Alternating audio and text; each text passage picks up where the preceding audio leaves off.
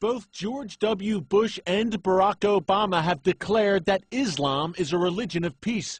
Anjem Chowdhury begs to differ. You can't say that Islam is a religion of peace, because Islam, it does not mean peace. Islam is means it's Islam's submission. So the Muslim is the one who submits. You know, there's a place for violence in Islam. There's a place for jihad in Islam. Chowdhury is the leader of Islam for UK, a group recently banned in Britain under the country's counter-terrorism laws. He wants Islamic Shariah law to rule the United Kingdom and is working to make that dream a reality. He's seen here converting a 10-year-old British boy to Islam.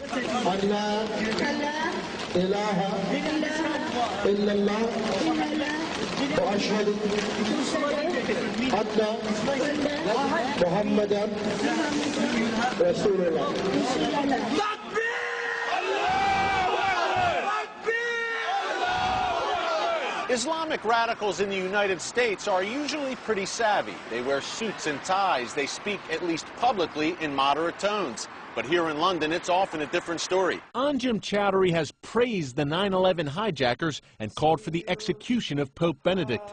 Chowdhury told CBN News his group is a non-violent political and ideological movement that resides in the UK under a covenant of security.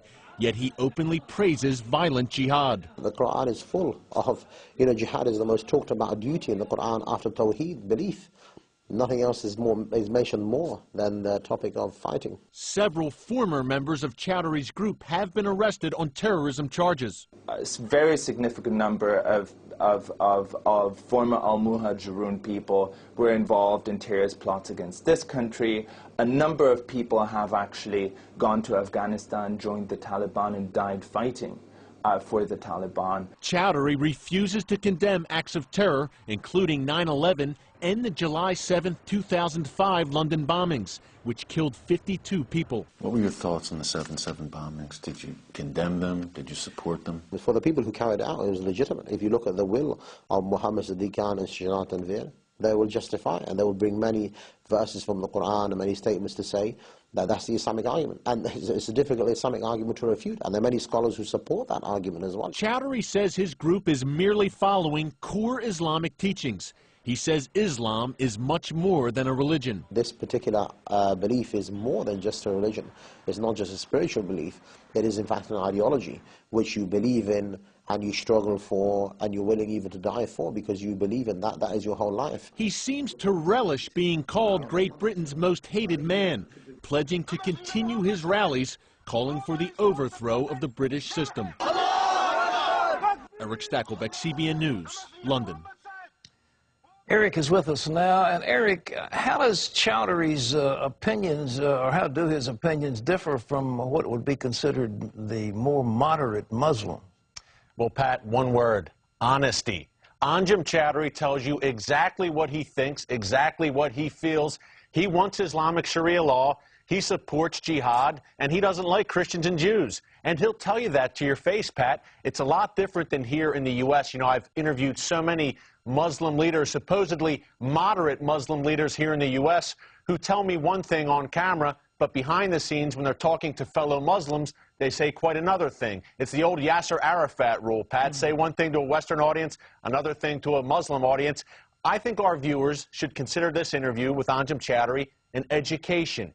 He is telling you exactly what they really believe, and we need to prepare for it. How do you think George Bush and our current president got so snookered? Maybe our president isn't snookered. Maybe he's a crypto-Muslim. I don't know. What do you think? You know, Pat, it's tough to say. I think honestly, there's just an ignorance about Islam. If you look back to the Cold War, you look back to the 1980s, Ronald Reagan was a guy who devoured everything he could get his hands on about communism, Marxism, Stalinism, the Soviet Union. He knew the enemy. I think our political leaders today, Pat, on both sides of the aisle are completely ignorant about Islam. We had a Democratic leader just 3 years ago who didn't know the difference between Shia and Sunni. And this was a guy sitting on an Intel committee, Pat. So there's ignorance across the board. And the reality here, Pat, let's face it, it's difficult to accept. It's not a pleasant reality that Islam it has a violent streak. It's much easier to sugarcoat it and say, hey, Islam is a religion of peace. We can reason with these people. No. I sat down with Anjem Choudary for over an hour there in London, Pat, and I'll tell you, you can't reason with him. He's not going to budge from this belief, and that belief is jihad. What do you think about political correctness? Have the American people been so seduced by political correctness that they refuse it? We won't even mention Islam now in official proclamations. Political correctness, Pat, could end up being the death of us. I think political correctness right now is killing Europe. The reluctance, once again, to identify not only the enemy, but what the enemy believes. This is what they believe. And, Pat, as Choudary said, they're getting this from the Koran. They're getting it from the Hadith. I wish it wasn't so, but it is. And it's been in there for 1,500 years, and to them, this is unchanging. It can't be changed. What we need is some Muslims. We can't do it. Some Muslims have to step up, look at the Quran, and say, hey, we have to bring this up to date to the 21st century. It's not the 7th century anymore. We need to bring it into the modern day. We need to strike these verses about jihad and try to translate in a way that it doesn't apply to the present day. That's a very, very tall order, Pat. As you know, sure. That's what we need. I don't know that we'll get it. Eric, I don't think we will either, but it looks like this violent confrontation is coming up all around the world, and there's no escaping. We've just got to be strong and fight these things where we can. But Eric Stakelbeck, great work. Keep it up. We appreciate you, brother. Thank you, Pat.